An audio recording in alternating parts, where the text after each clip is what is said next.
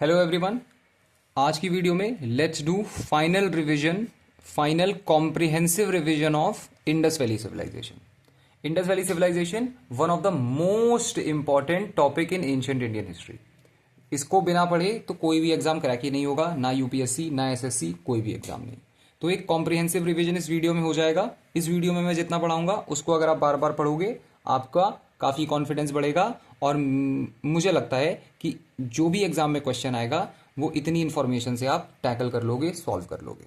Okay, सो मैंने बहुत सालों से इंडस वैली सिविलाइजेशन खुद भी पढ़ा है, बार बार पढ़ा है, तो जितनी मेरी कॉम्प्रिहेंसिव नॉलेज है वो सारी की सारी मैं इस वीडियो में कवर करने वाला हूँ। तो बिना वक्त गवाए शुरू करते हैं। तो डायरेक्टली इंडस वैली सिविलाइजेशन में जंप करने से पहले हमें समझना होगा कि इंडस वैली सिविलाइजेशन आता कहाँ से है। तो इंडस वैली सिविलाइजेशन के पहले वाला जो पीरियड है उसे हम कहते हैं चालकोलिथिक एज। चालकोलिथिक एज यानी कॉपर स्टोन एज। चालको का मतलब क्या होता है? चालको का मतलब होता है कॉपर और लिथिक होता है स्टोन। कॉपर स्टोन एज, इसका टाइम पीरियड क्या है? इसका टाइम पीरियड है 3500 बीसी से 1000 बीसी।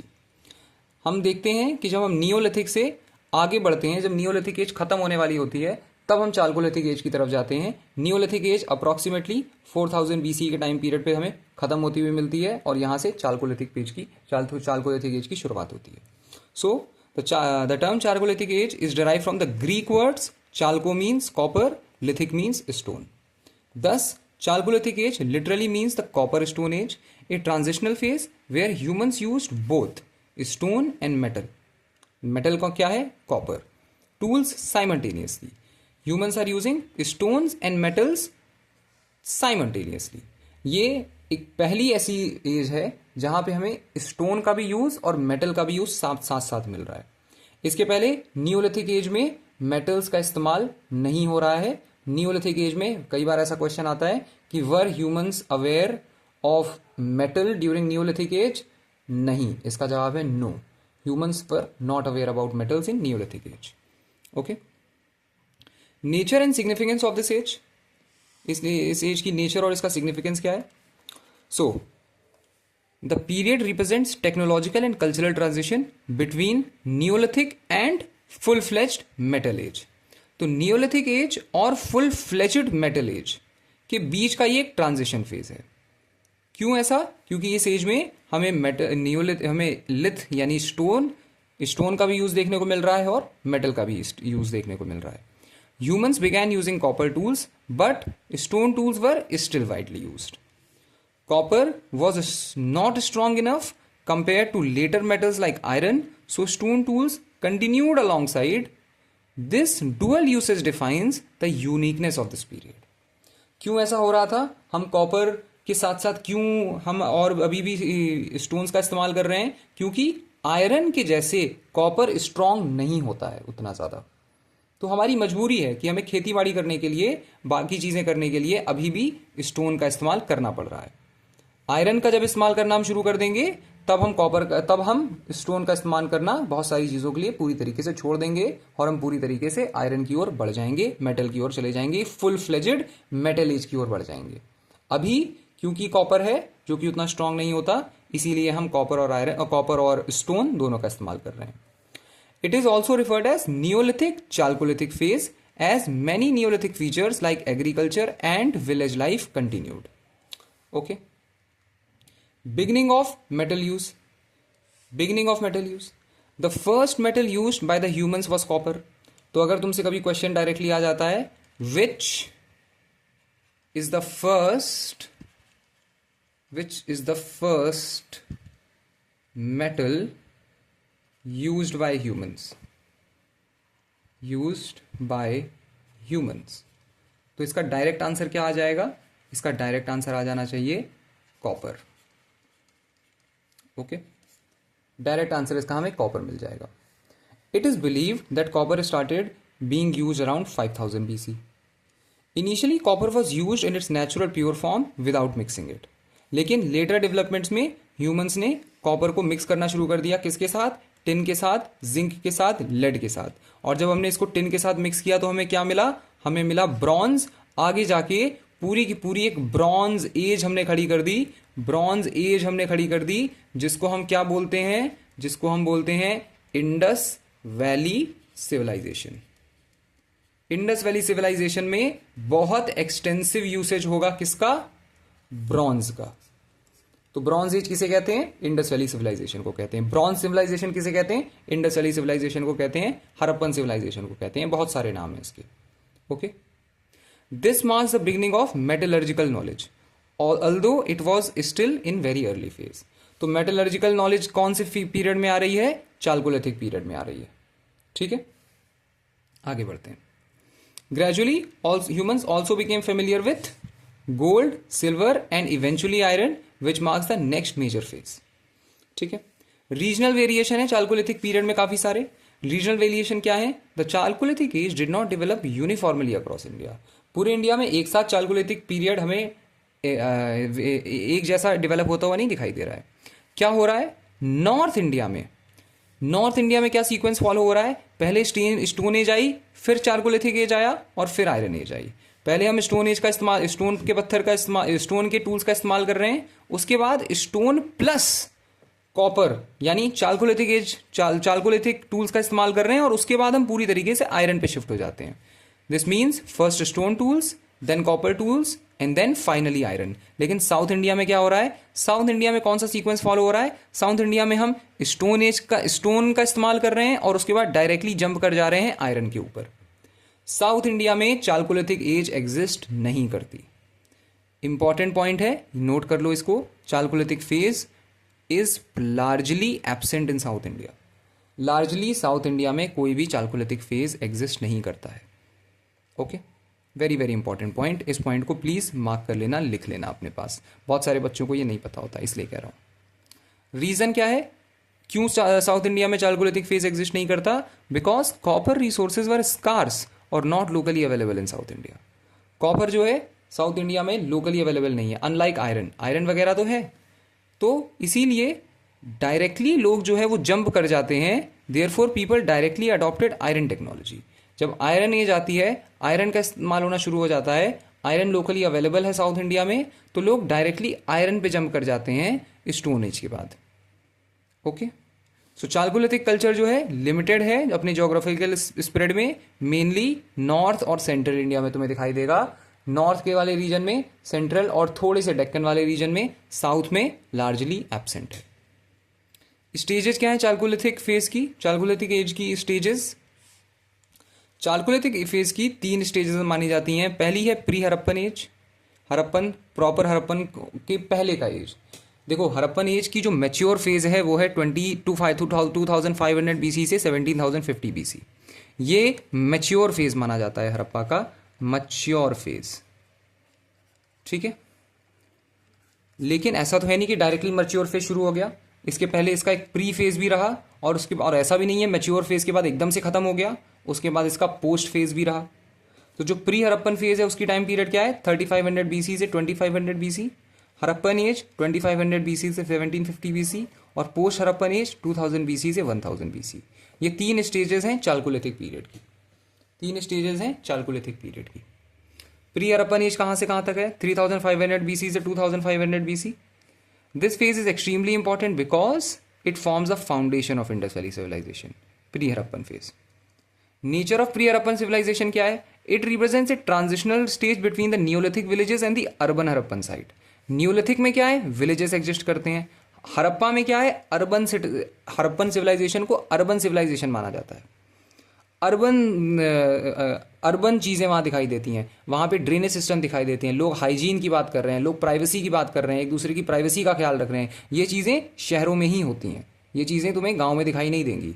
तो नियोलिथिक प्रॉपर गाँव की सिविलाइजेशन है, लोग यहाँ पे अभी भी गाँव जैसा जीवन जी रहे हैं, और यहाँ पे अर्बन सिविलाइजेशन आ जाती है। तो यहाँ से जो शिफ्ट है, ये शिफ्ट इमीडिएटली तो नहीं हो गया होगा, बीच में एक ट्रांजिशन फेज रहा होगा काफी लंबे समय का, और वो ट्रांजिशन फेज क्या है, वो ट्रांजिशन फेज है pre Harappan phase. Pre Harappan phase कहते हैं हम इसे। ओके, आगे बढ़ जाते हैं हम इंपॉर्टेंस पे आ जाते हैं प्री हड़प्पन फेज की। Pre Harappan phase helps in understanding how Harappan civilisation gradually develop gradually not suddenly. Pre Harappan phase से हमें क्या पता चलता है कि कैसे हरप्पन सिविलाइजेशन धीरे धीरे ग्रेजुअली डेवलप हुई और एकदम से डेवलप नहीं हुई। इससे हमें पता चलता है कि कैसे स्मॉल रूरल जो सेटलमेंट्स थे वो एक बड़े प्लैंड अर्बन सेंटर जिसको हम इंडस वैली सिविलाइजेशन कहते हैं, इंडस वैली इसमें शिफ्ट हो गए। शिफ्ट हमें दिखाई देता है रूरल सेटलमेंट से इंडस वैली सिविलाइजेशन की ओर। It also provides a background base of Harappan civilisation. इससे हमें हरप्पन सिविलाइजेशन के बेस, हरप्पन सिविलाइजेशन के बैकड्रॉप की भी इंफॉर्मेशन मिलती है। इसके कल्चरल फीचर्स क्या हैं? हरप्पन से प्री हरप्पन फेज के कल्चरल फीचर्स हैं continuation of agriculture, animal husbandry, pottery. ये वही चीजें हैं जो कि हमने नियोलिथिक फेज में शुरू कर दी थी। नियोलिथिक फेज में हम एग्रीकल्चर भी कर रहे थे, एनिमल हस्बेंड्री भी और पॉटरी भी कर रहे थे। Beginning of use of copper tools, more organise settlement patterns. Copper tools का जो चीज नियोलिथिक फेज में हम नहीं कर रहे थे वो क्या है? हम कॉपर टूल का इस्तेमाल नहीं कर रहे हैं। परमानेंट सेटलमेंट तो शुरू हो गई थी नियोलिथिक फेज में, लेकिन यहां पे हमें वो permanent settlements organised settlement pattern की रूप में देखने को मिलती हैं। तो नियोलिथिक फेज से जो चीजें अलग हैं वो क्या हैं? वो ये दो चीजें हैं। और इसी वजह से हम इस फेज को क्या कहते हैं? हम इस फेज को कहते हैं चाल्को नियोलिथिक फेज। चाल्को ये नियोलिथिक फेज। ओके, आगे बढ़ते हैं। हिस्टोरिकल सिग्निफिकेंस क्या है? हिस्टोरिकल सिग्निफिकेंस है demonstrates that Harappan civilisation was not an isolated phenomena. कोई आइसोलेटेड फिनोमेना नहीं है, बल्कि ये ग्रेजुअली इवॉल्व हुआ है लोकल इंडिजिनस कल्चर से। This is crucial for understanding continuity in Indian history. Indian history को पढ़ने के लिए, उसकी कंटिन्यूटी को समझने के लिए प्री हरप्पन फेज काफी इंपॉर्टेंट हो जाता है, क्योंकि एक बहुत लंबे समय तक लोग बहुत ज्यादा कंफ्यूज रहते थे कि हरप्पन्स आए कहां से, ये एकदम से इतनी अर्बन सिविलाइजेशन क्रिएट कहां से हो गई। तो कोई भी इतनी एकदम से सिविलाइजेशन क्रिएट नहीं हुई है। नियोलिथिक से हम धीरे धीरे मूव होते हैं चाल्को नियोलिथिक फेज पे, और चाल्को नियोलिथिक फेज से हम धीरे धीरे मूव हो जाते हैं प्रॉपर हरप्पन्स पे, प्रॉपर हरप्पन सिविलाइजेशन पे। अब हम आ जाते हैं regional extension of the pre Harappan culture. Regional extension कितना है प्री हरप्पन कल्चर का? हरप्पन नहीं, प्री हरप्पन कल्चर। तो pre Harappan culture spreads across different regions showing wide geographical development before urbanisation. Some important regions include, कौन कौन से important regions हैं? South west region, हमारे देश का साउथ वेस्ट वाला रीजन, बलूचिस्तान वाला रीजन, और नॉर्थ वेस्ट इंडियन सब कॉन्टिनेंट का रीजन यानी अफगानिस्तान वाला reason. These regions include early sites where agriculture began, permanent settlements appeared, early copper usage started। और ये तीनों की तीनों चीजें हमें कौन सी एक ऐसी जगह है, कौन सी एक ऐसी साइट है, एक ऐसी सेटलमेंट है जहां देखने को मिल जाती हैं, जो कि साइंटिफिक हब भी माना जाता है इंडस वैली सिविलाइजेशन और इंडियन सब कॉन्टिनेंट का। उस जगह का नाम बताओ। उस जगह का नाम है Mehrgarh. Mehrgarh is the most important pre Harappan site, most important pre Harappan site. ठीक है, मेहरगढ़। बहुत सारी साइंटिफिक डेवलपमेंट्स जो कि प्री हरप्पन या फिर इवन हरप्पन के टाइम पे भी होती हैं, वो भी हमें मेहरगढ़ में ही होती हुई दिखाई देती हैं। ये लोग आज से 1000 साल पहले डेंटिस्ट्री कर रहे हैं। ये लोग कैविटीज फिल कर रहे हैं लोगों के दांत की। सोच रहे हो, दांतों में कैविटीज लगी हुई हैं, तो आज से 1000 साल पहले उसका भी ऑपरेशन हो रहा है मेहरगढ़ में। इतना इंपॉर्टेंट है मेहरगढ़। अभी और पढ़ेंगे इसके बारे में, आगे बढ़ते हैं। हरप्पन एज, अब हम फाइनली आ गए हरप्पन सिविलाइजेशन यानी Indus valley civilization, the topic of this video. 2500 BC से 1750 बीसी इंपॉर्टेंट टाइम है, याद रख लेना। मैं टाइम पीरियड ज़्यादा रटवाता नहीं हूँ, लेकिन ये इंपॉर्टेंट है, ये याद होना चाहिए। Mature Harappan phase, mature Harappan phase 2500 BC से 1750 BC. This civilization is known by 3 names, 3 name से जानते हैं इसको। सबसे पहला हरप्पन सिविलाइजेशन, दूसरा इंडस सिविलाइजेशन, तीसरा इंडस सरस्वती सिविलाइजेशन। ठीक है, 3 नाम है इसके। सबसे ज्यादा नाम प्रेफर किया जाता है हरप्पन सिविलाइजेशन। क्यों? क्योंकि from archaeological point of view the most appropriate term is Harappan civilization. Why? Because Harappa was the first site discovered. सबसे पहली साइट जो डिस्कवर करी जाती है वो कौन सी है, वो हड़प्पा है। तो इसका सबसे आर्कियोलॉजिकली साइंटिफिकली वैलिड नाम क्या है, इसका नोमेनक्लेचर के हिसाब से इसका सबसे वैलिड नाम क्या है, वो है हड़प्पन सिविलाइजेशन। क्यों? क्योंकि आर्कियोलॉजी में it is a standard practice to name civilization after the first discovered site, not necessarily the largest. Okay, this civilization belongs to the copper और ब्रॉन्ज एज। इस सिविलाइजेशन में हम कॉपर और ब्रॉन्ज का इस्तेमाल कर रहे हैं, because people used copper based tools and bronze copper plus tin, but iron was not yet known. हम हड़प्पन सिविलाइजेशन में किस मेटल का इस्तेमाल कर रहे हैं, कॉपर प्लस टिन यानी ब्रॉन्ज का इस्तेमाल कर रहे हैं, ब्रॉन्ज का इस्तेमाल कर रहे हैं, but iron was not yet known. Iron के बारे में हम अभी नहीं जानते हैं। सो अगर सीधे क्वेश्चन आता है, डू द हड़प्पन्स या फिर were the Harappans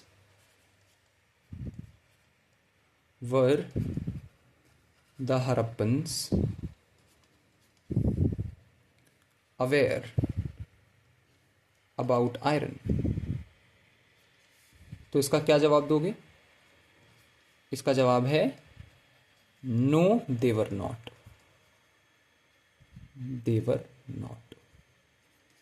Harappans iron के बारे में नहीं जानते। आगे बढ़ जाते हैं। जियोग्राफिकल एक्सटेंट क्या है हड़प्पन सिविलाइजेशन का? The Harappan civilization was one of the largest ancient civilization in the world. इसका जियोग्राफिकल स्प्रेड आता है सिंध में, पंजाब, पाकिस्तान वाले साइड, बलोचिस्तान, हरियाणा, राजस्थान, गुजरात, वेस्टर्न उत्तर प्रदेश और नदर्न महाराष्ट्र। सो पूरा का पूरा Indian northern subcontinent Harappan civilization ने, north west subcontinent, north west और थोड़ा सा सेंट्रल पार्ट भी हड़प्पन सिविलाइजेशन ने पूरा का पूरा अपने अंडर लिया हुआ था। काफ़ी बड़ी अर्बन सिविलाइजेशन हुआ करती थी। इसके important extremes, this is very very important exams के लिए। जो एक्सट्रीम साइड्स हैं पूछ लेता है ये, मैच द फॉलोइंग में आ जाती हैं, तो ये तुम्हें याद करनी पड़ेंगी। नॉर्थ मोस्ट साइड क्या है? Manda, Jammu and Kashmir. South most site क्या है? Daimabad, Maharashtra. East most site क्या है? आलमगीरपुर, उत्तर प्रदेश। और वेस्ट मोस्ट साइड क्या है? सुदका जंडौर, जो कि पाकिस्तान ईरान बॉर्डर पे दिखाई देता है। तो ये तुम्हें याद करनी पड़ेगी। इसकी तुम्हें अगर और अच्छे से याद करना है तो इसको मैप पे मैपिंग करके भी देख लेना, ये भी काफ़ी इंपॉर्टेंट है। एक्सट्रीम साइड जो होती हैं वो ज़रूर पूछी जाती हैं, वो तुम्हें पता भी होनी चाहिए किसी भी एग्जाम के लिए। ओके, इंपॉर्टेंट साइट्स, सबसे ज़्यादा important site Harappa, first discovered site है। फिर Mohenjodaro, most important urban centre है, सबसे अच्छा सबसे बड़ा अर्बन सेंटर। बाद में धोलावीरा दिखाई दे जाता है, क्योंकि पाकिस्तान गवर्नमेंट ने मोहनजोदारो पे उतनी एक्सकवेशन नहीं करी, हमने धोलावीरा पे करी, तो धोलावीरा फिर एंड में सबसे बड़ी साइट बन के उभर के आया। लेकिन जो सबसे इंपॉर्टेंट अर्बन सेंटर है, सबसे यूनिक अर्बन सेंटर है, सबसे अच्छा अर्बन सेंटर है, वो क्या है? वो है Mohenjodaro. Lothal port site, port city है, इंपॉर्टेंट है ट्रेड के लिए, ट्रेड वगैरह बहुत ज़्यादा हो रहा है यहाँ पे, पोर्ट वगैरह है यहाँ पे। बाहर की civilization, western civilization, foreign civilization के साथ हम टच में हैं लोथल के थ्रू। धोलावीरा क्या है? Known for water management. Dholavira water management के लिए जाना जाता है। यहाँ पे ज़बरदस्त वाटर मैनेजमेंट फैसिलिटी है, जिसको हम अभी और थोड़ा डिटेल में पढ़ेंगे। कालीबंगन, राखीगढ़ी और बनावली, यहाँ पे तुम्हें प्राइमरली एग्रीकल्चर होता हुआ दिखाई देगा। इंपॉर्टेंट एग्रीकल्चर साइट्स हैं ये, इंपॉर्टेंट एग्रीकल्चर साइट्स हैं। प्लोड फील्ड यानी खेत को जोता जाता है, तो वो जोते हुए खेत वगैरह यहाँ पे तुम्हें देखने को मिलेंगे, ये इंपॉर्टेंट जगह है। आगे बढ़ते हैं, नेमिंग डिबेट पे आ जाते हैं। इंपॉर्टेंट कॉन्सेप्ट है ये भी। The oldest term which was used is Indus civilization. क्यों? ऑब्वियस सी बात है, इंडस नदी के किनारे हमें ये सारी चीजें मिल रही हैं, तो जो सबसे पुराना नाम हम यूज कर रहे थे वो क्या है? वो है इंडस सिविलाइजेशन। फिर आ जाते हैं एक हिस्टोरियन एजे टॉइनबी, ये यूज करने लगते हैं इंडस सिविलाइजेशन। इंडस सिविलाइजेशन इसको कहने लगते हैं।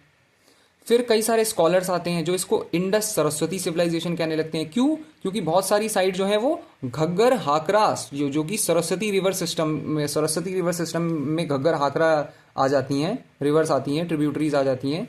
तो घग्गर हाकरा ट्रिब्यूटरीज की वजह से इसको Indus Saraswati river system civilization भी हम कहने लगे, जो कि एक इंडियनाइज्ड नाम है। इंडस सरस्वती सिविलाइजेशन भी तुम्हें बहुत सारे लोग देखते हुए मिलेंगे, जो कि एक इंडियनाइज्ड नाम है। लेकिन आर्कियोलॉजिकली और ऑफिशियली इसको आज भी हम हड़प्पन सिविलाइजेशन ही कहते हैं। ये मोस्ट एक्सेप्टेड टर्म है। क्यों? सिंपल सा reason, Harappa happen to be the first site जिसको हमने डिस्कवर किया था, और आर्कियोलॉजी में ऐसा माना जाता है कि जो फर्स्ट साइट है उसी के ऊपर नाम किसी भी फॉसिल का या फिर किसी एक सिविलाइजेशन का रखा जाता है। टाइम पीरियड क्या है इसका? Scientific dating. Time period, scientific dating accepted time period माना जाता है जो मैच्योर हड़प्पन फेज का है वो है 2500 से 1715 BC। और हमने ये कैसे डिटरमाइन किया है? कार्बन 14 डेटिंग जो तरीका होता है उसके through. This is considered the mature phase of the civilization. 2500 BC से 1715 BC is considered as the mature phase of civilization. Okay, आगे बढ़ते हैं। नेचर ऑफ दिस सिविलाइजेशन, इस सिविलाइजेशन का नेचर क्या है? एक प्रोटो हिस्टोरिक सिविलाइजेशन है ये। प्रोटो हिस्टोरिक सिविलाइजेशन क्या होती है? ऐसी सिविलाइजेशन जिसकी स्क्रिप्ट आज तक डिसाइफर ना हुई हो, इसीलिए इसकी हिस्ट्री हम समझ नहीं पा रहे हैं। इन लोगों ने स्क्रिप्ट इन्वेंट कर ली थी सील्स पे, बड़े सील्स पे और बाकी कई जगहों पे, ब्रिक्स पे, इन सारी चीजों पे हमें इनकी स्क्रिप्ट मिलती है, लेकिन उस स्क्रिप्ट को हम आज तक डिसाइफर नहीं कर पाए। ये हमारी कमी है, इसीलिए हम इसको प्रोटो हिस्टोरिक सिविलाइजेशन कहते हैं। 3 तरीके से हिस्ट्री को हम डिवाइड करते हैं, जो ट्राइपार्टाइट डिवीजन होता है। सबसे पहला प्री हिस्ट्री।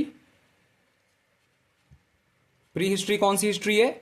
ऐसी हिस्ट्री जहां के लोगों ने स्क्रिप्ट अभी इन्वेंट नहीं करी है, नो स्क्रिप्ट अवेलेबल।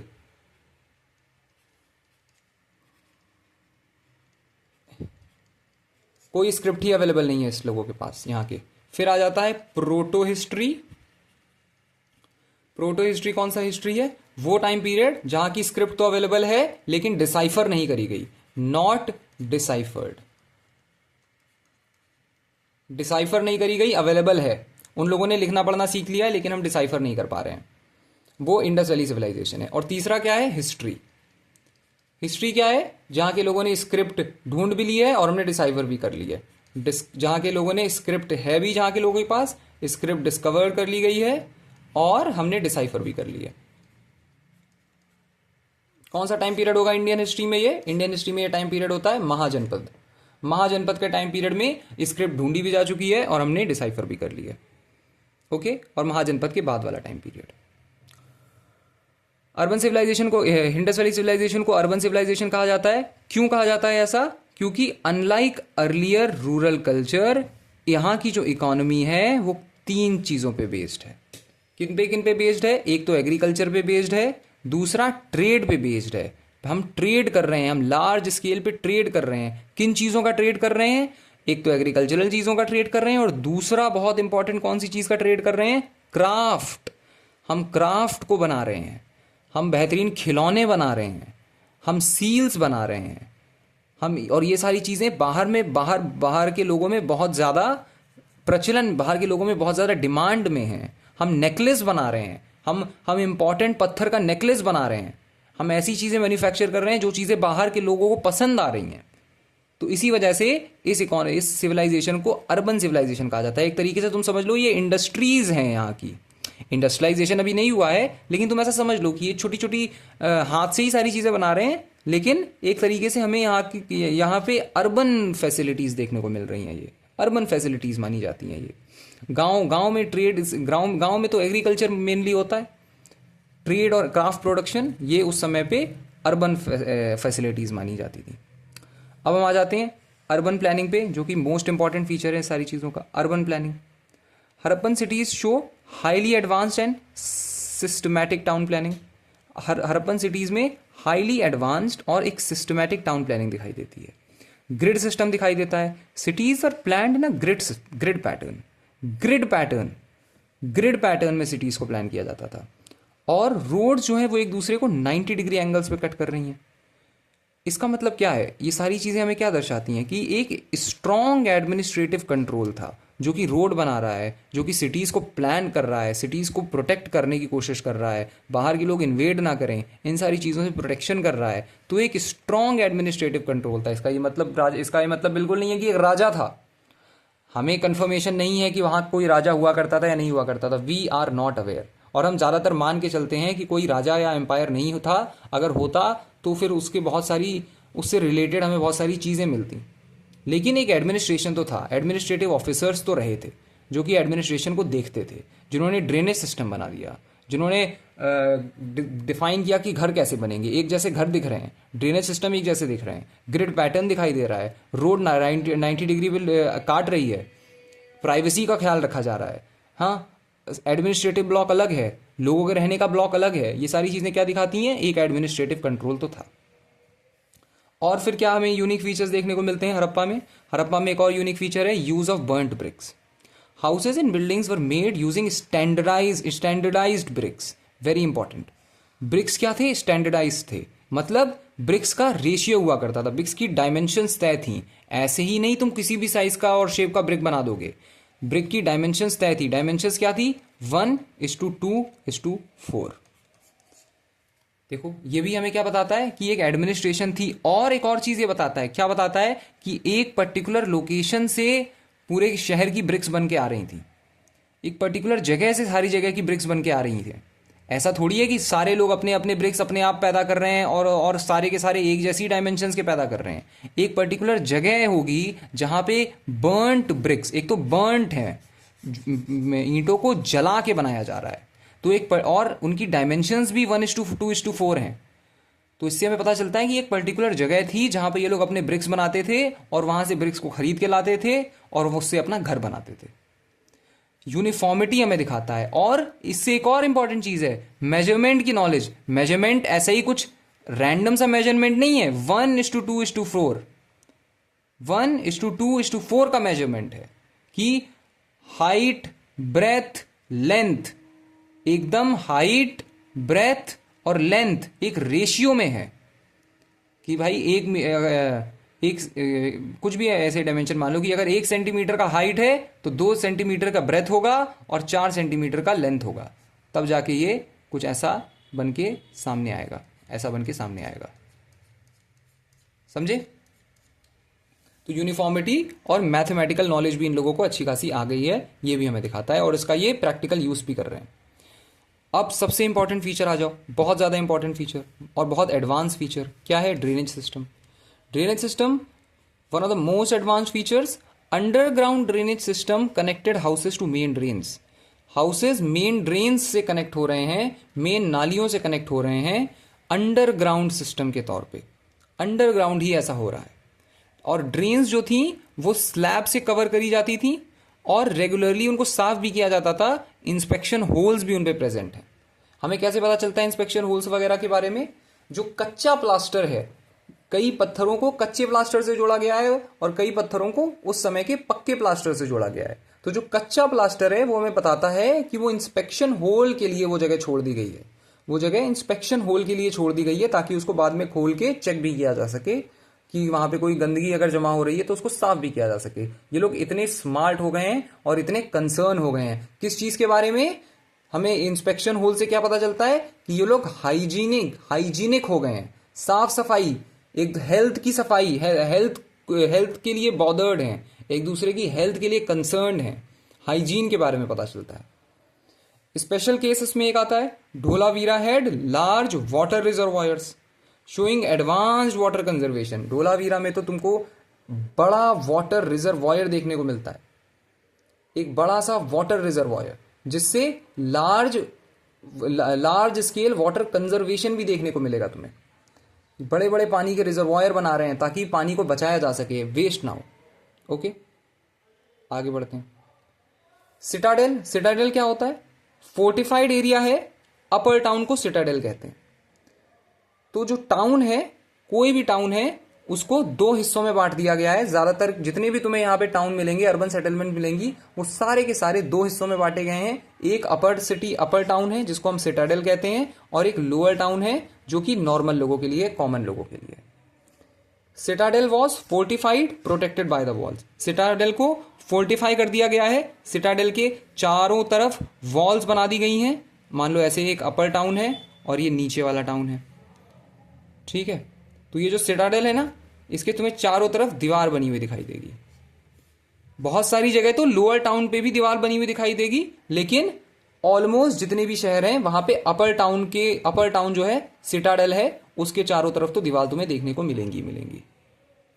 तो इससे हमें क्या पता चल रहा है, अपर टाउन जो है वो एडमिनिस्ट्रेटिव ब्लॉक है, एलीट लोगों के लिए है, और लोअर टाउन जो है वो कॉमन लोगों के लिए है। ये हमारा अजम्पशन है, ये हमारा अजम्पशन है।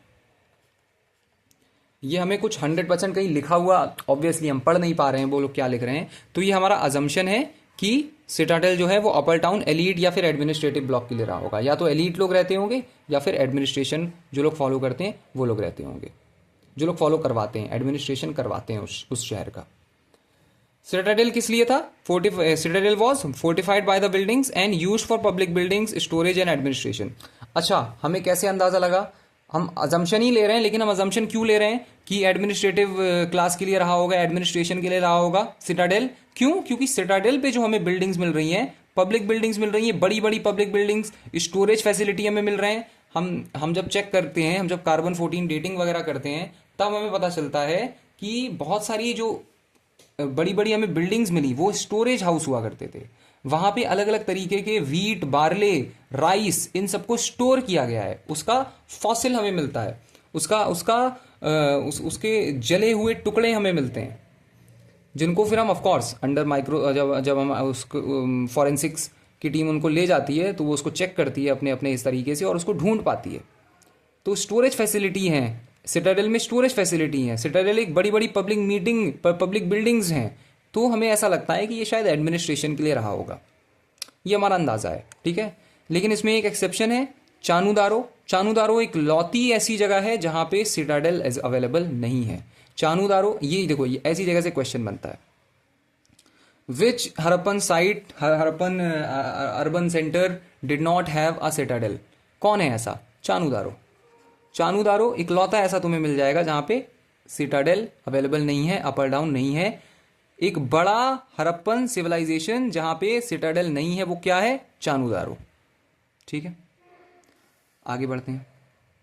की टेकअवेज हमें अभी तक क्या समझ में आ गए फॉर अंडरस्टैंडिंग?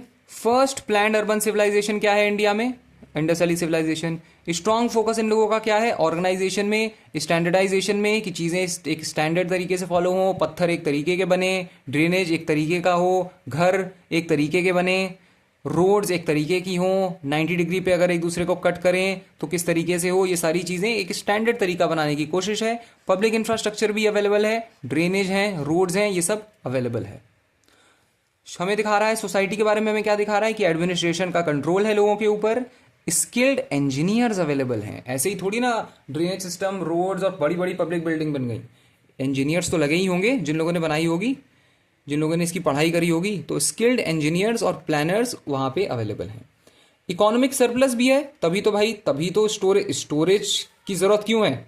स्टोरेज की जरूरत इसीलिए क्योंकि इकोनॉमिक सरप्लस है, एग्रीकल्चरल सरप्लस है, इकोनॉमिक सरप्लस है, इसीलिए सिटीज को इतना अच्छा बनाया जा पा रहा है, वरना तो सारा का सारा टाइम सर्वाइवल में ही लगा रहेगा।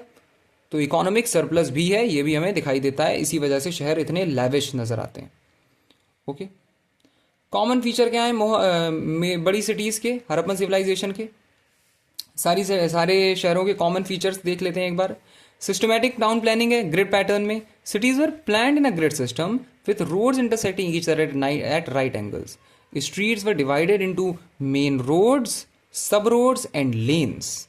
Houses were constructed along these streets in a uniform and organized manner, showing prior planning rather than random growth. घर को पहले बना लेते थे, उसके बाद लोग आके उस घर में रहते थे। ऐसे नहीं है कि लोगों ने कहीं पे भी घर बनाने शुरू कर दिए, जो कि हमें आज के समय में भी मिसिंग लगता है। आज के समय भी लोग पहले घर बना लेते हैं, उसके बाद सरकार फिर आके बेचारी रोड बनाती है। ऐसा नहीं है, पहले घर बनाए जाते थे यूनिफॉर्म और ऑर्गेनाइज तरीके से, ताकि लोगों को दिक्कत ना हो, रोड्स वगैरह ठीक से रहें। रोड पे लोग आधे से, आजकल तो भाई घर होता है और आधी रोड की ज़मीन घर के अंदर आ गई, चबूतरा बना दिया आधे रोड पे। पहले के टाइम पे ऐसा नहीं है। इंडस वैली सिविलाइजेशन में घर जो हैं प्रॉपर तरीके से बन रहे हैं, यूनिफॉर्म तरीके से बन रहे हैं, और एक प्रॉपर प्लानिंग के तौर पे हमको टाउन बन के नजर आ रहा है। डिवीजन है सिटी में, सिटाडेल और लोअर टाउन में। हमें चानूदारो को छोड़ के बाकी सारी जगह पे हमको सिटाडेल और लोअर टाउन बना हुआ नजर आता है। Each major city was divided into 2 parts, citadel, upper town, rich platform, fortified, contained important public buildings like granaries, bath and administrative structure. Important public meetings हमको पब्लिक बिल्डिंग्स हमको देखने को मिल रही हैं सिटाडेल में, और लोअर टाउन में रेसिडेंशियल ब्लॉक है, नॉर्मल लोगों के घर हमें देखने को मिल रहे हैं। The division indicates administrative control and social organization, हमें यह भी देखने को मिलता है। तीसरा कॉमन फीचर क्या है सारे शहरों में, हम अच्छा ये हम क्यों पढ़ रहे हैं सारे शहरों के कॉमन फीचर, क्योंकि हम सारी के सारे शहरों को इंडस वैली सिविलाइजेशन से कैसे जोड़ दे रहे हैं। हम ये कैसे कह सकते हैं कि जितने भी शहर हमको मिले उस जगह के इर्द गिर्द उस टाइम के, वो सारे के सारे एक ही सिविलाइजेशन से जुड़े हुए थे। क्यों? क्योंकि उन सारे के सारे शहरों में ये कॉमन फीचर्स थे। ये कॉमन फीचर्स सारे के सारे शहरों में मिलेंगे, किसी भी शहर को जाके कभी विजिट कर लेना, सारे शहरों में ये फीचर्स हैं। तो ये तीसरा important feature, use of burned bricks. Burnt bricks are widely used in construction. Standard ratio was 1:2:4 was followed across the city. This uniformity reflects technical knowledge and standardization. Both houses and public meetings were constructed using these bricks. House और public buildings दोनों को इन्हीं bricks से construct किया जाता था। कोई अलग नहीं है, हाउसेस के और पब्लिक बिल्डिंग के लिए अलग नहीं है, सेम ब्रिक है। ठीक है, इसीलिए मैं कह रहा हूँ ब्रिक की एक कोई फैक्ट्री जैसी जगह रही होगी, ऑब्वियसली मॉडर्न एज फैक्ट्री नहीं, लेकिन फैक्ट्री जैसी कोई जगह रही होगी जहां पे बर्न्ड ब्रिक्स बन रहे होंगे और उस एक ही जगह से आ रहे होंगे। क्योंकि अगर हर इंसान अपने अपने ब्रिक बनाने लगेगा फिर तो अलग अलग बनाने लगेगा। तो ये सारी चीज़ें भी, ये एडवांस चीज़ें, ये एडवांस मैन्युफैक्चरिंग कैपेसिटी भी हमें देखने को मिलती है हड़प्पन सिविलाइजेशन में। ऐसी चीज़ें भी ऐड कर दिया करो, ऐसी चीज़ें अपने आंसर्स में लिखोगे तो तुम्हारा आंसर स्टैंड आउट करेगा। ओके, आगे लिखते हैं, चलो। एडवांस ड्रेनेज सिस्टम है, अभी हमने पढ़ा। Highly developed underground drainage system existed, each house connected to the street drains were covered and had inspection holes, waste water was systematically removed, waste water को सिस्टमैटिकली रिमूव करने का system है। This indicate strong emphasis on sanitation and urban hygiene. आज भी हमारा देश, स्वच्छ भारत अभियान वगैरह हमने कर लिया, लेकिन आज भी सैनिटेशन और हाइजीन से हम कितना स्ट्रगल कर रहे हैं। हम हाइजीनिक ज़्यादा बनने की कोशिश कर रहे हैं, और सोचो हड़प्पन सिविलाइजेशन में सैनिटेशन और हाइजीन का इतना बेहतरीन ध्यान दिया जाता था। तो this is also a very very important point. Next point, water management system. Water management system, presence of wells in houses and public areas. सबके घर में तुम्हें वेल, सबके घर में तुम्हें कुआं देखने को मिलेगा, और पब्लिक एरिया में भी तुम्हें कुएं देखने को मिलेंगे। बड़े बड़े रिजर्वायर, स्पेशली ढोलावीरा में एक बड़ा सा रिजर्वायर देखने को मिल जाएगा। Efficient water and storage distribution, सबके घर में वाटर स्टोरेज, घर में तो नहीं, सारे शहरों में एफिशिएंट वाटर स्टोरेज का सिस्टम भी है, और वो पानी को फिर लोगों के घर में डिस्ट्रीब्यूट कैसे करना है उसका सिस्टम भी अवेलेबल है। तो बेहतरीन वाटर मैनेजमेंट सिस्टम भी हमको हड़प्पन्स में देखने को मिलता है। Shows advance understanding of water conservation. क्यों? क्योंकि जिस जगह, जिस रीजन में वो रहते थे, नॉर्थ वेस्ट इंडिया वाला, वो उस समय वाला रीजन, उस नॉर्थ वेस्ट इंडिया का जो रीजन है वो ऐसा रीजन है कि वहां कभी भी सूखा पड़ सकता है और कभी भी ज्यादा पानी बरस सकता है। तो वो लोग समझ गए थे, क्योंकि वो उसी जगह इवॉल्व हो रहे थे, उसी जगह पे उनका एवोल्यूशन हो रहा था वो, तो उन लोगों ने ये बात कई साल उन लोगों ने ये झेला होगा, तो ये बात समझ गए थे कि यहाँ पे कभी भी पानी ज़्यादा आ जाता है, कभी भी पानी कम हो जाता है, सूखा पड़ जाता है, हम पूरी तरीके से रेनफॉल पे डिपेंड नहीं हो सकते। तो उन लोगों ने समझदारी का इस्तेमाल करते हुए, दिमाग का इस्तेमाल करते हुए वाटर मैनेजमेंट सिस्टम को खड़ा कर दिया, और उसका इस्तेमाल उन्होंने लंबे समय तक किया। फिर हम आ जाते हैं रेसिडेंशियल हाउसेस पे। रेसिडेंशियल हाउसेस का क्या है? Made of burned bricks. Obviously सारे के सारे घर बर्न्ड ब्रिक्स से ही बन रहे हैं। यूजली 1 और 2 स्टोरीज, 1 या 2 मंजिल के घर हैं। हर घर में कोर्टयार्ड है, कमरे हैं, किचन है और बाथरूम है। तो किचन भी अलग से है, एक अलग से कमरा हमें देखने को मिलता है जहाँ पे खाना बन रहा है। किचन भी उस समय अलग से है, बाथरूम भी उस समय अलग से है। इसलिए हम कहते हैं ये अर्बन सिविलाइजेशन है। अगर तुमसे पूछ ले क्वेश्चन में, मान लो आंसर राइटिंग का क्वेश्चन आ गया मेंस का, तुमसे पूछ लिया उसने कि what were the examples that tell us that Indus Valley civilization was urban, तो ये सारी चीज़ें ज़रूर लिखना तुम। Availability of bathroom, availability of kitchen, availability of rooms, availability of courtyards, right. ये चीज़ें यूजुअली विलेज में देखने को नहीं मिलती। विलेज एरियाज में तुम्हें ये चीज़ें आज भी कई जगह देखने को नहीं मिलती हैं, बाथरूम तो। और ये बहुत important, very very important, doors open into lanes. Doors directly एकदम घर नहीं तुम्हें पूरा दिखा दे रहे हैं, not main roads. Main road पे नहीं खोल रहे हैं, वो लेन्स पे खोल रहे हैं ताकि मेन रोड पे अपना पूरा का पूरा अंदर का घर ना दिखाई दे जाए, इसलिए वो लेन्स पे खुल रहे हैं, मेन रोड पे नहीं खुल रहे हैं। देखो प्लानिंग कितनी एडवांस हो चुकी है। इसी इसका ये हमें क्या दिखाता है, प्राइवेसी और साथ साथ में प्लानिंग है, both go hand in hand, both go hand in hand. आगे बढ़ते हैं। अरे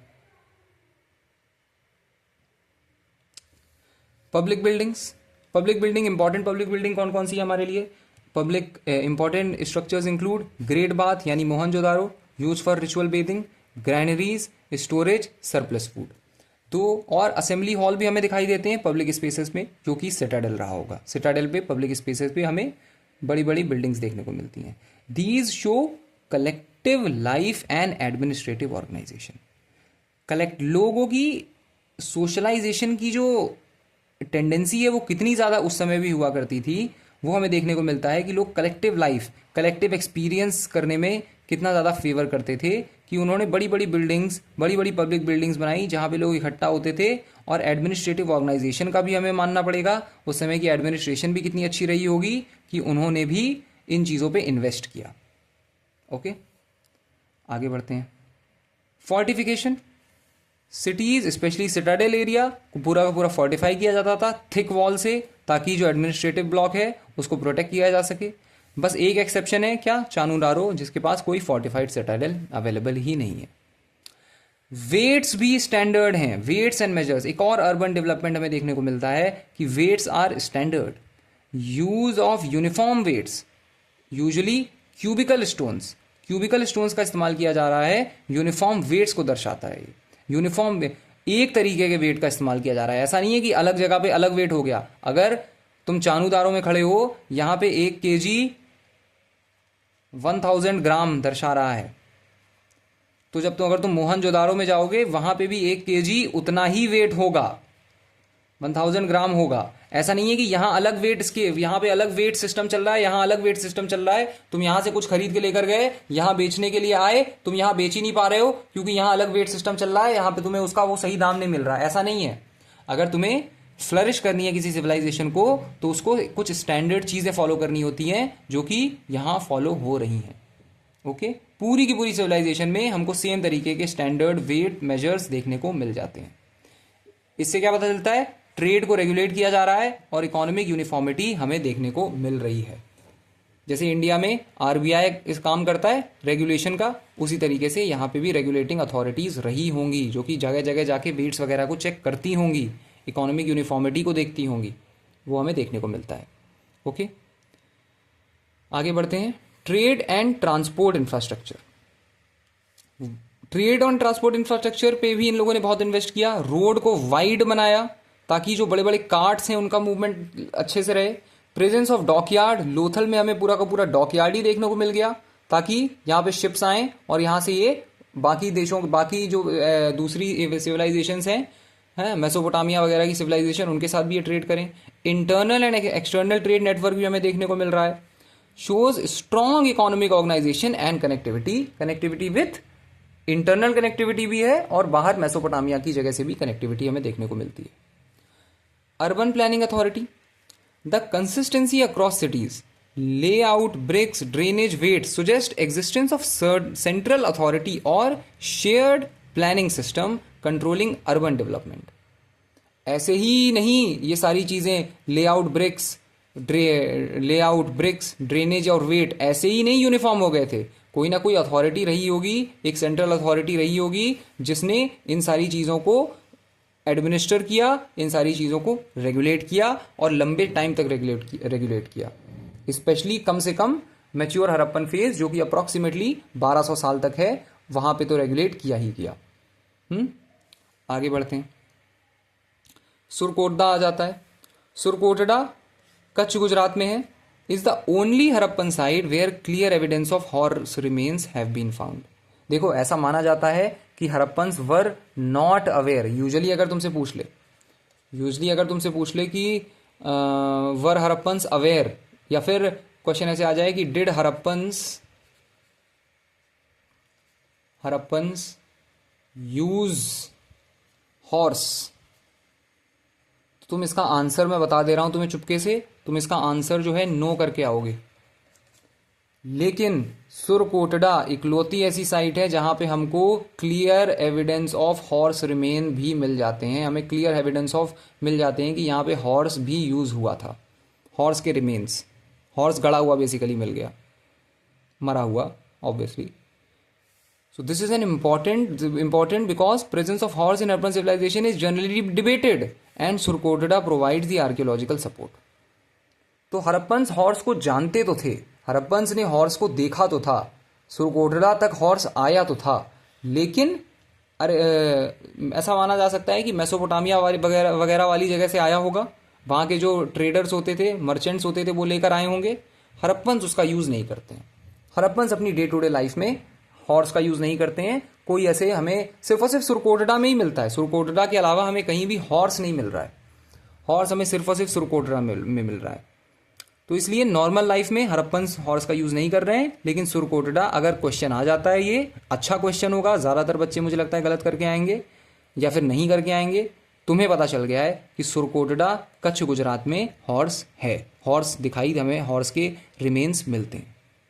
मेन क्रॉप्स क्या हैं जो कि यहाँ हड़प्पन्स यूज़ कर रहे हैं? The primary crops cultivated were wheat and barley. Main तो व्हीट और बार्ले हैं. Evidence of rice cultivation has been found only at Lothal, Rangpur and Gujarat. Rice cultivation कहाँ कहाँ हो रहा है? लोथल, रंगपुर, जो कि गुजरात में है. This shows that agriculture was region specific with wheat barley dominant in most areas and rice limited to certain areas. क्या शो कर रहा है कि एग्रीकल्चर रीजन स्पेसिफिक है, व्हीट और बार्ले जो है वो डोमिनेंट क्रॉप्स हैं मोस्ट एरियाज में, और राइस जो है वो लिमिटेड है कुछ कुछ एरियाज में. कौन कौन से एरियाज में राइस लिमिटेड है? लोथल एंड रंगपुर. ओके, आगे बढ़ते हैं. कौन कौन से और क्रॉप्स यूज हो रहे हैं व्हीट, बार्ले और राइस के अलावा? डेट्स, मस्टर्ड, सेसमेज और कॉटन. ठीक है. Harappans were the first people in the world, very important. Harappans were the first people in the world to produce cotton, which later became a major trade commodity. Harappans are the first people in the world to use cotton. इसको भाई mark कर लो ऐसे, very important. ठीक है. इसका direct question कई exams में बार बार आया है. Who were the first people to use cotton? Harappans. ठीक है. which later became a major trade commodity also. आगे बढ़ जाते हैं. Animals. Domesticated animals include sheep, goat, oxen यानी bull, cow, buffalo, dog, pig, fowl. और अगर तुमसे यहाँ से एक मैं क्वेश्चन अभी पूछ लूँ जो कि मैंने पिछली क्लास में पढ़ाया था कि which was the first animal domesticated bye humans, उसका आंसर क्या है? Dog. First animal domesticated.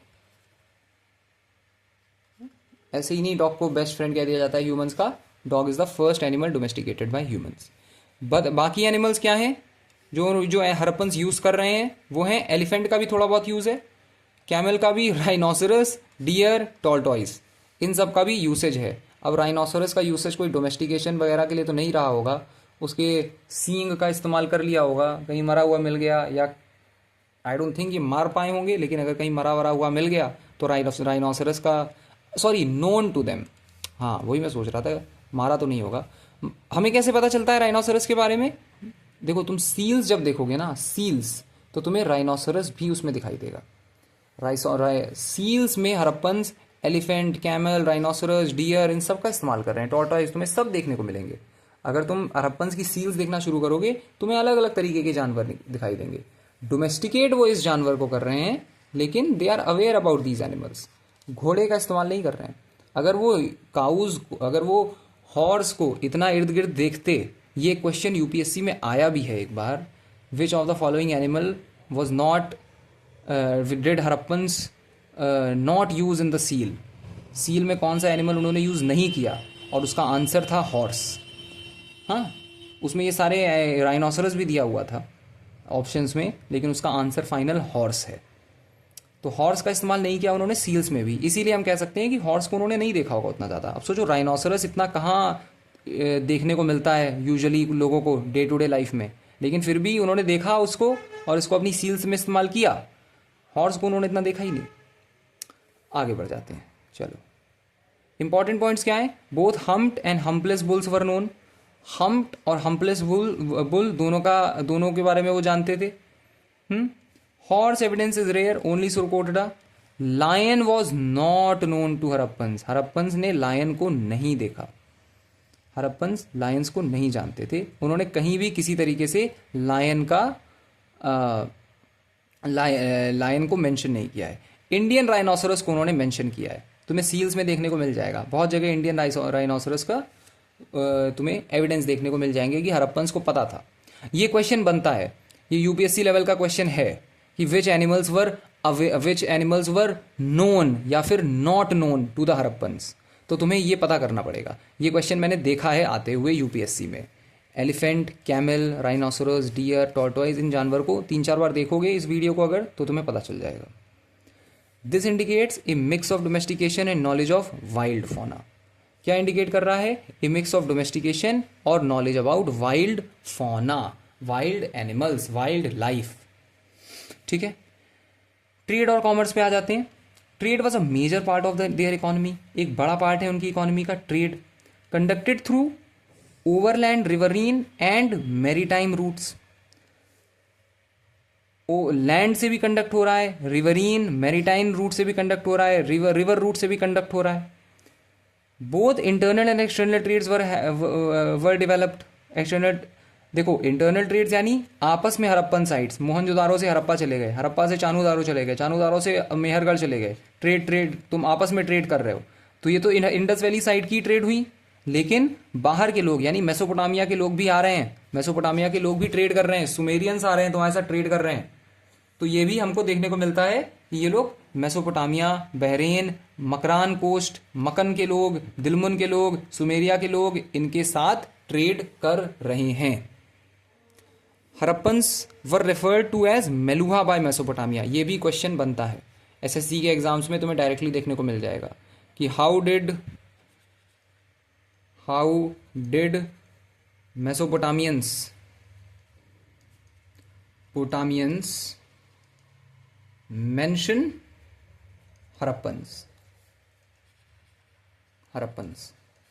Harappans को कैसे मेंशन किया मेसोपोटामियंस ने?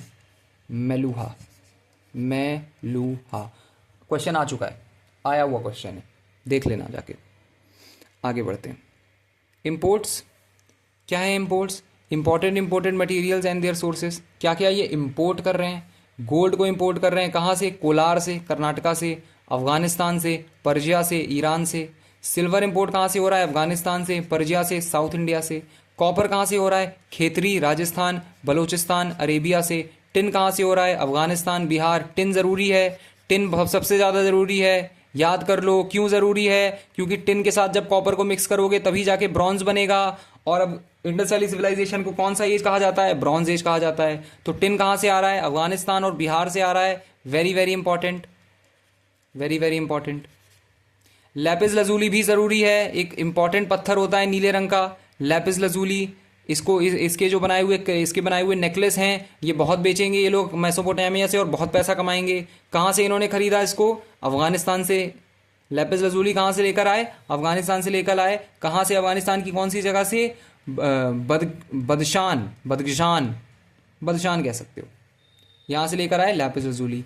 जेड कहाँ से लाए? सेंट्रल एशिया से। स्टीएटाइट का पत्थर कहाँ से लाए? ये भी इतना ज़रूरी तो नहीं है, लेकिन फिर भी तुम्हें पता होना चाहिए। स्टीएटाइट पत्थर बहुत यूज़ किया है। ईरान से, कीर्थर हिल से लेकर आए। एमेथीस्ट महाराष्ट्र। अजेट, चालसेडोनी, कार्नेलियन कहाँ से लेकर आए? याद रख सकते हो तो रख लो, मैंने तो एग्जैक्टली इतना रट के नहीं रखा हुआ है टू बी ऑनेस्ट। ठीक है, मुझे हाँ, लेकिन ये चीज़ें, ये इंपॉर्टेंट चीज़ें ये पता होनी चाहिए, ये 3 जो मैंने मार्क किए हैं पता होने चाहिए। These imports show wide trade networks and resource dependency.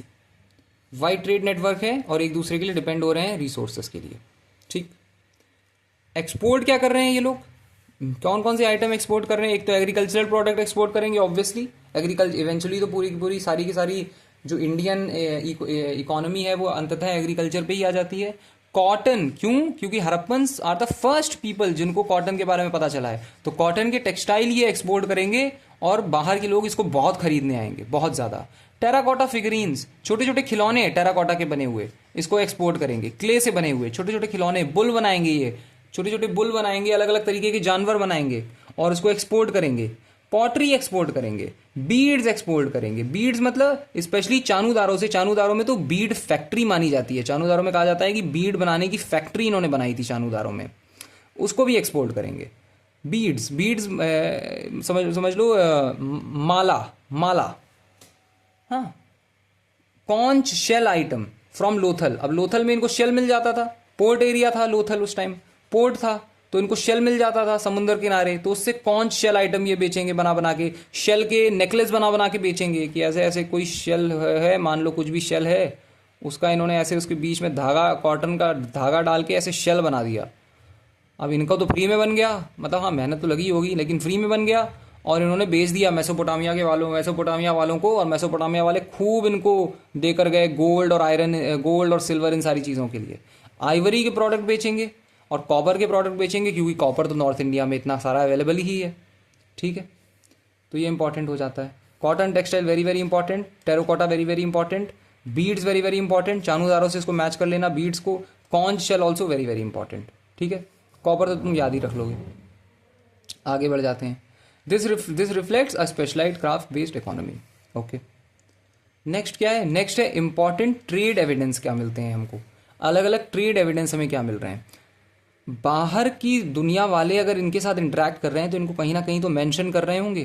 तो मेसोपोटामिया के लोग के मेसोपोटामिया की जो स्क्रिप्ट है वो हमने डिसाइफर कर ली है, तो मेसोपोटामिया हिस्ट्री में आ जाता है और वो इसको डिसाइफर कर लिया है, और Indus valley civilization proto history में रहता है, क्यों? क्योंकि उसको डिसाइफर नहीं किया है। मेसोपोटामिया के लोग अपने रिकॉर्ड में इंडस रीजन को मेंशन किस नाम से करते हैं? मेलुहा नाम से करते हैं, मेलुहा कह के बुलाते हैं।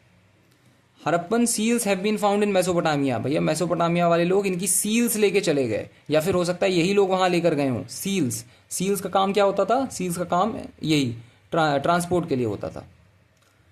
इंटरमीडिएट ट्रेड भी हुआ करते थे इनके, दिलमुन के साथ, मकान के साथ जो कि मकरान कोस्ट में है, सूसा एंड ऊर जो कि मेसोपोटामिया में सिविलाइजेशन रही, मेसोपोटामिया में है सॉरी, यहां पे भी इनके ट्रेड रूट्स तुम्हें मिल जाएंगे।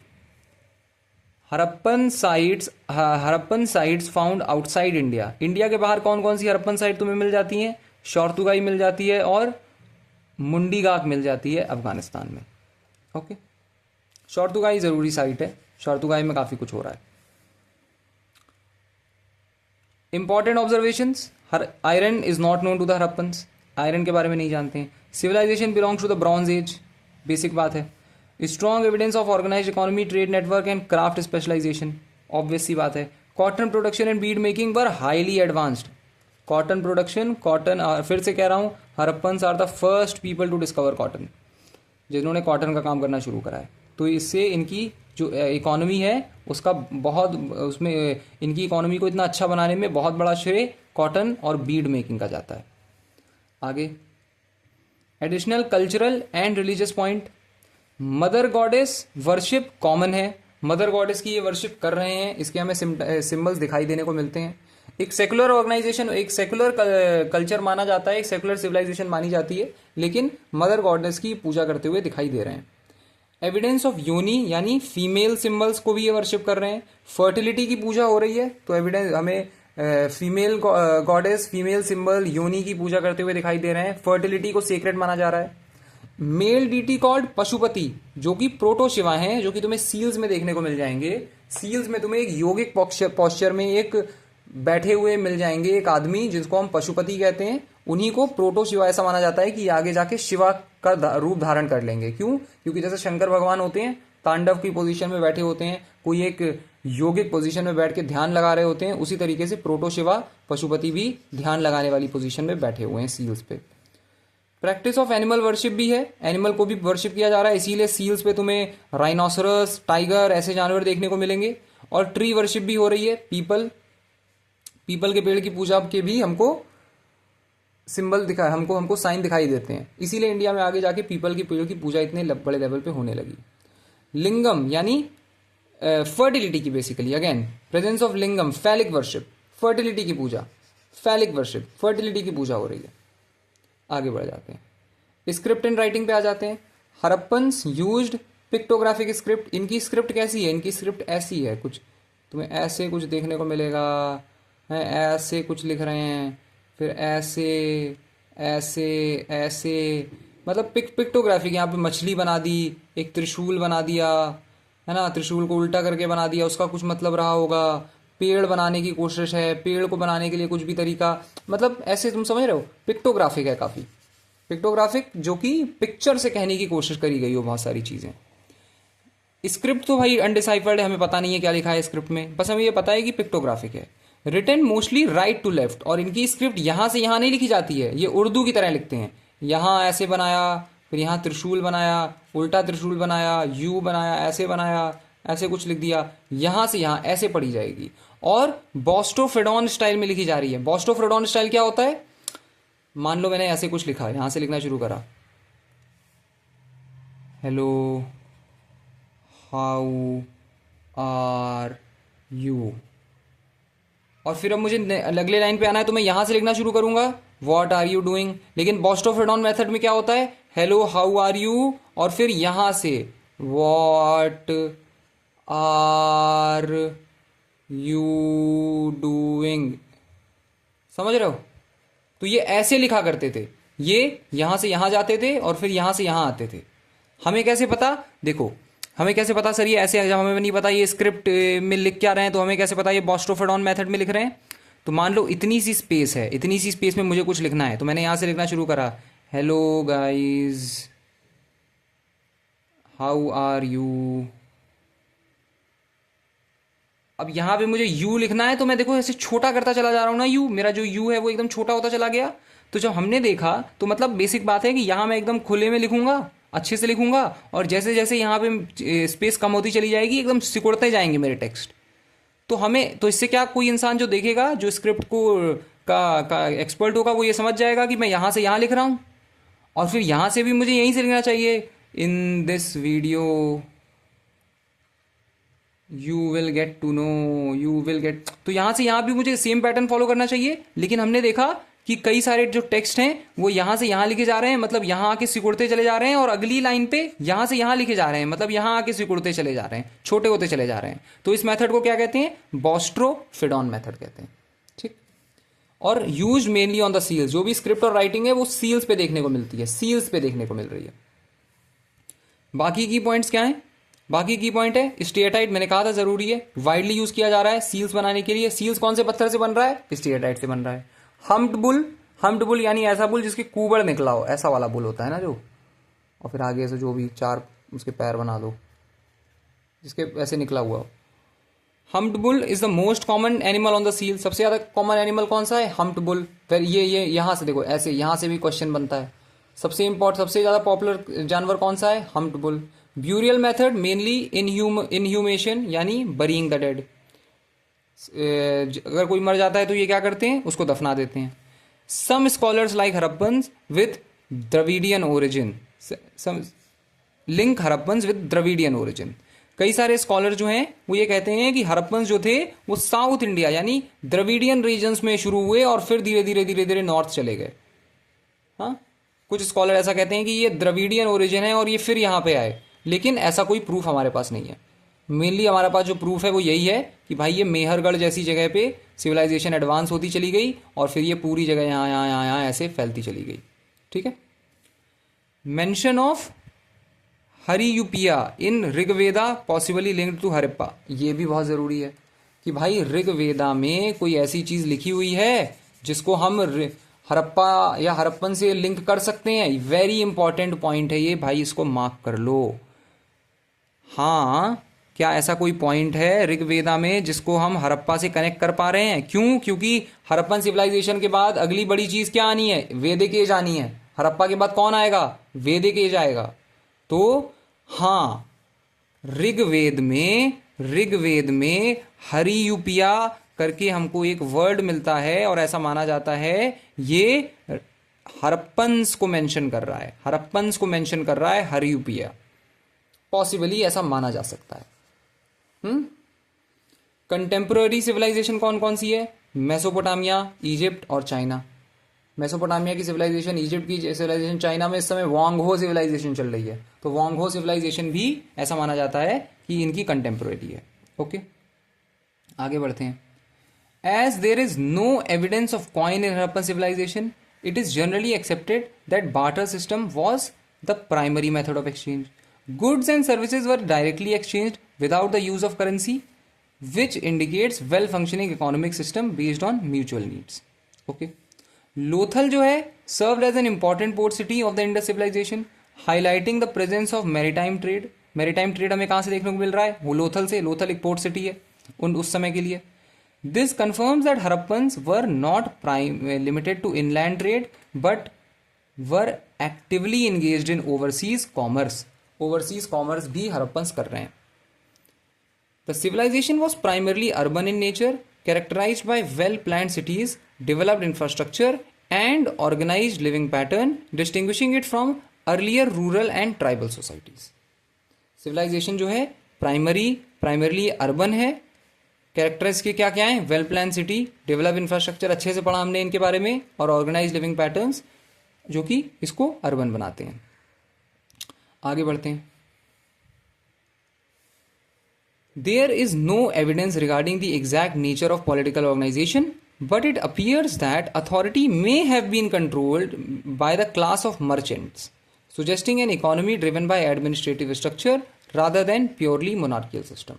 कोई एक पर्टिकुलर राजा नहीं हुआ करता था, बल्कि जो मर्चेंट्स हुआ करते थे वो कंट्रोल कर रहे थे, वही जो है वो एडमिनिस्ट्रेटिव ब्लॉक बना रहे हैं, वही जो है वो इतना सारा इकोनॉमी को पुश कर रहे हैं, इकोनॉमी को इतना बड़ा बना रहे हैं। कौन? मर्चेंट्स की क्लास जो थी वो एक्ट करती थी एज एडमिनिस्ट्रेटर्स, ऐसी एक अजम्पशन है। No temples have been discovered so far which indicates that Harappans did not practice temple based worship. Worship तो कर रहे हैं गॉडेस की, लेकिन टेम्पल में जाके नहीं कर रहे हैं। टेम्पल हमने अभी तक नहीं ढूंढे वहां पे।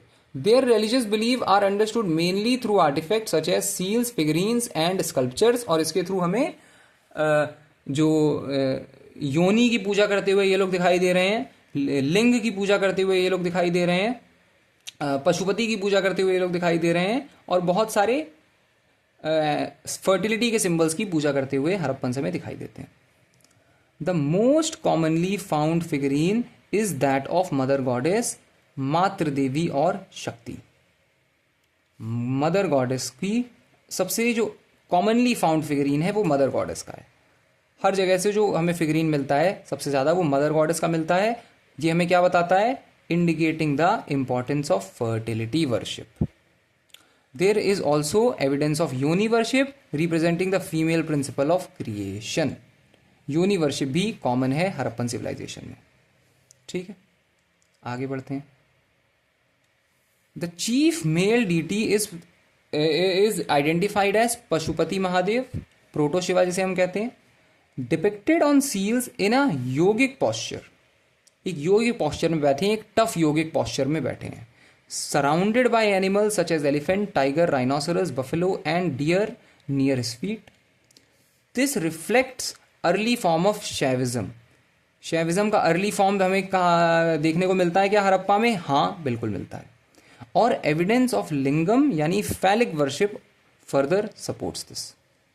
एविडेंस ऑफ लिंगम यानी फैलिक वर्शिप भी हमको देखने को मिल रही है हड़प्पा में।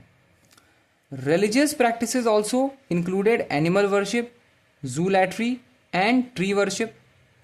जानवरों की पूजा करते हुए भी हमें ये दिखाई दे रहे हैं, ट्री की पूजा करते हुए भी दिखाई दे रहे हैं, स्पेशली पीपल के पेड़ की पूजा, indicating a close relationship with nature. ठीक है, नेचर के करीब ये उस टाइम से ही थे, और ये आगे जाके वैदिक एज में और भी ये फैलेगी ये बात। ठीक है, script use by Harappans pictographic है, हम देख चुके हैं। बॉस्टोफोडाउन स्टाइल में इन्होंने यूज करी है उस स्क्रिप्ट को, and this script is often refer to as proto Dravidian script.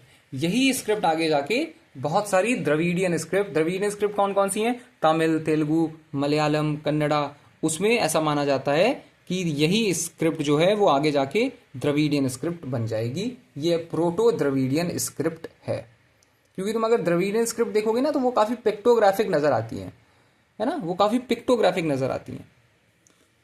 आगे बढ़ जाते हैं। It is important to note that while Harappan script is the oldest known script in Indian subcontinent, the oldest deciphered script is Brahmi. Harappan script क्या है? Oldest known script है Indian subcontinent में। जो सबसे पुरानी स्क्रिप्ट है वो कौन सी है? हरप्पन स्क्रिप्ट है। लेकिन सबसे पुरानी डिसाइफर्ड स्क्रिप्ट है वो कौन सी है? वो ब्राह्मी स्क्रिप्ट है। कई लोग ऐसे कहते हैं कि भाई Sanskrit is the oldest language. नहीं, Sanskrit is the oldest deciphered language. Oldest use तो भाई हरप्पन्स भी कर रहे हैं कोई ना कोई लैंग्वेज, हम बस उसको डिसाइफर नहीं कर पाए। So the oldest language is not Sanskrit, oldest language is Indian सब कॉन्टिनेंट में भी ओल्डेस्ट लैंग्वेज संस्कृत नहीं है, वो हरप्पन स्क्रिप्ट है, हरप्पन लैंग्वेज है, बस उसको हमने डिसाइफर नहीं किया। ओल्डेस्ट डिसाइफर लैंग्वेज कौन सी है? वो फिर ब्राह्मी संस्कृत है, जो कि 5th सेंचुरी BC में यूज होती है। From which most later Indian subcontinent Indian script developed. और ब्रह्मी से ही फिर आगे जाके बाकी स्क्रिप्ट भी डेवलप हो जाती हैं। Steatite was the primary material used for making seals. Steatite एक प्राइमरी मटेरियल है सील्स बनाने के लिए। The humped bull is most commonly deciphered animal on the most commonly depicted animal on the seals. अब बात कर चुके हैं इस बारे में और आगे बढ़ते हैं। The most common burial practice क्या है? दफना दो, complete burial, inhumation, indicating awareness of funerary practices. वो तो न्यूलिथिक टाइम पे ही हम देख चुके हैं, न्यूलिथिक टाइम पे आ चुकी थी ये वाली प्रैक्टिसेस, इसी को आगे बढ़ाया गया है। The origin of swastika symbol can be trace back to this civilisation. ये भी वेरी इंपॉर्टेंट, ये भी पॉइंट वेरी इंपॉर्टेंट। देखो जो भी चीज़ें आज भी यूटिलाइज हो रही है ना, अगर तुम उन्हें हरप्पन सिविलाइजेशन से कनेक्ट कर पा रहे हो तो वो इंपॉर्टेंट अपने आप हो जाती है। स्वस्तिका सिंबल आज भी हिंदू रिलीजन में बहुत इंपॉर्टेंट है, और ये इंडस वैली सिविलाइजेशन, इनकी जो स्क्रिप्ट है, इनकी स्क्रिप्ट में हमें ऐसा कुछ देखने को मिल जाता है, इनकी स्क्रिप्ट में भी। तो इनकी इतना पुराना है स्वस्तिका सिंबल, ये अपनी इनकी स्क्रिप्ट में ऐसा हमें कुछ देखने को मिल जाएगा। और फिर ये ऐसे कोई मछली का साइन बना देंगे, है ना, यहाँ चाहिए तो यहाँ से यहाँ लिखते थे ना, तो ऐसे बना देंगे, फिर एक त्रिशूल बना देंगे। तो इनकी स्क्रिप्ट ऐसी हुआ करती थी, ठीक है। Historians Mortimer Wheeler suggests that Indra may have been responsible for the decline of Indus civilization based on the interpretation of Vedic text. Vedic text जब लिखे गए तो वेदिक टेक्स्ट में मैंने बताया ना वो पर्टिकुलर जो फ्रेज इन लोगों के लिए यूज किया गया, उस फ्रेज के साथ ऐसा लिखा है कि इंद्र ने खत्म किया इनकी सिविलाइजेशन को। तो अगर ये मॉर्टिमर व्हीलर का सुजेशन है, इसके ऊपर हम कुछ बोल नहीं सकते जब तक खुद ना पढ़ें। और मॉर्टिमर व्हीलर का एक अपना पर्सपेक्टिव था हिस्ट्री को लेके। द ऋग्वेदा मेंशंस क्या? Hariyupiya, which is often referred as identified as Harappa. Hariyupiya को वो हम हरप्पा कहते हैं, और ऐसा माना जाता है कि ऋग्वेद में हरियूपिया जो है वो हरप्पन्स को मेंशन कर रहा है। ज़्यादातर स्कॉलर्स बिलीव करते हैं कि ये सिविलाइजेशन द्रविडियन ओरिजिन की है। चलो ठीक है, आगे बढ़ते हैं। Contemporary civilization of the period include Mesopotamia, Egypt and China. Contemporary civilization कौन सी है? मेसोपोटामिया की है, इजिप्ट की है और चाइना की है। Fire altars, evidence from Kalibangan and Lothal suggest ritual fire worship which is not commonly highlighted but important. Double burial practice भी इसमें देखने को मिल रही है कुछ केसेस में, जैसे लोथल है, 2 individual buried in some grave indicating social और ब्यूरियल कस्टम्स। कई ऐसी केव्स, ऐसी ब्यूरियल्स भी हैं जहाँ पे 2 लोगों को एक ही ग्रेव में दफना दिया गया है। तो हो सकता है कि दोनों, ऑब्वियस ही बात है, दोनों की साथ में मौत हुई हो, दोनों काफ़ी करीब हों, क्लोज हों, है ना, रिलेटेड हों, हस्बैंड वाइफ हों, कुछ भी हो सकता है। तो उससे हमें ये भी पता चल रहा है कि भाई फैमिली जो ब्यूरियल हुआ करता था वो कैसे हुआ करता था। फैमिली या फिर सोशल ब्यूरियल जो हुआ करता था उसकी भी प्रैक्टिसेस यहाँ अवेलेबल है। Evidence of ploughed field, Kalibangan से प्लॉड फील्ड मिल रहा है। Actual furrow marks of ploughed agricultural field हमें मिल रहे हैं, have been found, depict proof of farming technique. Furrow marks of a ploughed field हमें मिल गए। Artificial dockyard engineering at Lothal, the dockyard had sluice gates for water control showing advanced hydraulic understanding. अब ये देखो कैसे हम कह सकते हैं कि भाई ये अर्बन सिविलाइजेशन थी। अरे इनके पास एडवांस हाइड्रोलिक अंडरस्टैंडिंग है, इन्होंने स्लुइस गेट्स बनवाए हुए हैं जो कि वाटर को कंट्रोल कर रहे हैं ताकि ये पानी का लेवल कंट्रोल कर सकें जब शिप्स एंटर हों। इस लेवल पे जा चुकी है बात यहाँ पे। इस लेवल पे जो डॉकयार्ड है इन लोगों की, डॉकयार्ड इंजीनियरिंग इतनी स्मार्ट हो चुकी है, लोथल पे हमें ये देखने को मिलता है।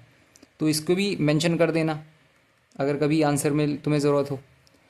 Absence of weapons dominance, weapons नहीं है, मिलिशिया नहीं है इनके पास, लड़ाई झगड़े वाली सिविलाइजेशन नहीं है। इसीलिए ऐसा कहा जाता है कि भाई जो मर्चेंट रहे होंगे उन्होंने डोमिनेट किया होगा, क्योंकि मर्चेंट्स नहीं चाहते हैं लड़ाई झगड़े पे, उनका ज़्यादा ध्यान नहीं होता। मर्चेंट्स अपना ट्रेड करते हैं और ट्रेड करके घर में वापस आते हैं, है ना। तो very few weapons are found, suggest peaceful society और low militarisation unlike Mesopotamia. Mesopotamia में तो राजा भी हुआ करता था, सब कुछ हुआ करता था, तो वहाँ पे तो प्रॉपर सिविलाइजेशन, प्रॉपर तुम्हें देखने को मिलेगी, वेपन्स देखने को मिलेंगे, मिलिशिया देखने को मिलेगी। हड़प्पन्स के पास मिलिशिया नहीं होती थी। No large scale monuments like pyramids और ziggurats indicates focus more on urban utility than monumental architecture. अगर कोई राजा हुआ करता तो वो अपनी ईगो सेटिस्फाई करने के लिए पिरामिड्स वगैरह बनवाता।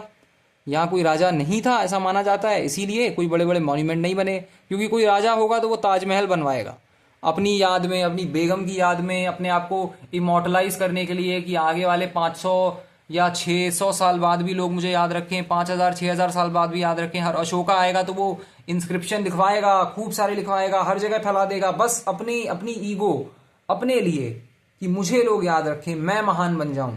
मैं जो आय होता है ना राजाओं में, ईगो इतनी ज्यादा होती है। यहाँ पे हमें बड़े मॉन्यूमेंट्स अगर देखने को नहीं मिल रहे हैं इस तरीके के, तो इसका ये भी मतलब हो सकता है कि राजा नहीं रहे होंगे। यूनिफॉर्मिटी विदाउट एम्पायर एविडेंस, बहुत बड़ी बात है कि बिना किसी एम्पायर के एविडेंस की इतनी सारी यूनिफॉर्मिटी है, सेक्युलर हैं ये लोग इतने और यूनिफॉर्म है।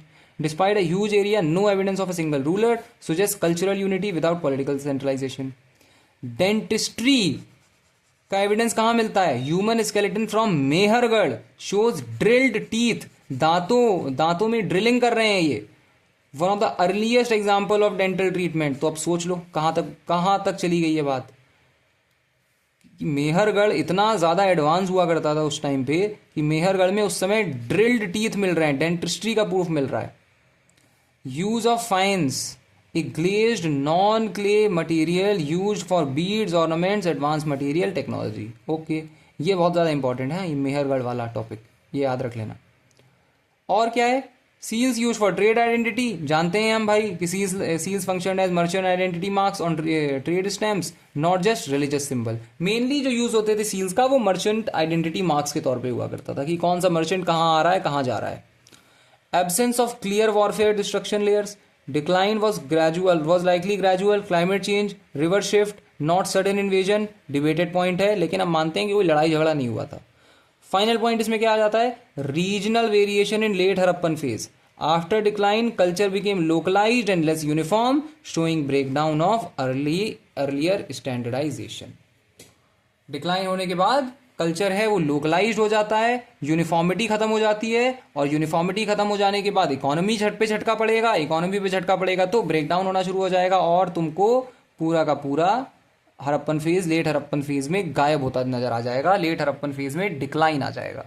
प्रॉस्पेरिटी का कर्व इनका कैसा है? ऐसे ऐसे अर्ली हड़प्पन फेज है यहाँ पे, ये एकदम से पीक करता है मैच्योर हड़प्पन फेज में, और फिर ये ऐसे चला जाता है। ये अर्ली हड़प्पन फेज है, ये मैच्योर हड़प्पन फेज है, और ये लेट हड़प्पन फेज है, और ये इसको मान लो प्रॉस्पेरिटी, ये प्रॉस्पेरिटी का ग्राफ, प्रॉस्पेरिटी। तो मैच्योर हड़प्पन फेज में जो प्रॉस्पेरिटी थी वो इस सिविलाइजेशन ने फिर कभी भी नहीं देखी। और मैच्योर हड़प्पन फेज का टाइम पीरियड क्या है? 2500 बीसी से 1750 बीसी। तो ये हमारा इंडस वैली सिविलाइजेशन का एक थरो रिवीजन था, एक कॉम्प्रिहेंसिव रिवीजन था, जिसमें हमने हर वो चीज जो कि एग्जाम ओरिएंटेशन से, एग्जाम के हिसाब से जरूरी है, हमने हर उस चीज को देखा, हर उस चीज को पढ़ा। बताओ कमेंट सेक्शन में जरूरी लगा या नहीं। अगर रिवाइज कर रहे हो तो इससे ज्यादा पढ़ने की कोई जरूरत नहीं है, ये इतनी चीज है कि तुम्हारे आंसर राइटिंग में भी काम आ जाएगी। अगर एसएससी की तैयारी कर रहे हो तो भी तुम आंसर दे लोगे, यूपीएससी की कर रहे हो तो भी तुम आंसर दे लोगे, अगर तुम इसको एज अ रिवीजन देख रहे हो। तो मुझे कमेंट में बताना कैसा लगा, ठीक लगा, नहीं लगा, कहाँ तुम्हें और चीज़ें और चीज़ों की ज़रूरत है। मैं अपने एक्सपीरियंस का इस्तेमाल करके ज़्यादा से ज़्यादा चीज़ तुम्हें देने की कोशिश कर रहा हूँ, of course free of cost, पैसे वैसे तो मैं चार्ज नहीं करता। ठीक है, so tell me in the comments, did you like it और नॉट। अब अगली वीडियो में मिलते हैं। अगली वीडियो में वैदिक लिटरेचर, वैदिक पीरियड को कवर करते हैं, ताकि वैदिक पीरियड का भी एक कॉम्प्रिहेंसिव रिवीजन तुम कर लो अभी। ओके, तो अगली वीडियो में मिलते हैं। अच्छा लगा हो वीडियो सब्सक्राइब कर लेना। See you in the next video, bye.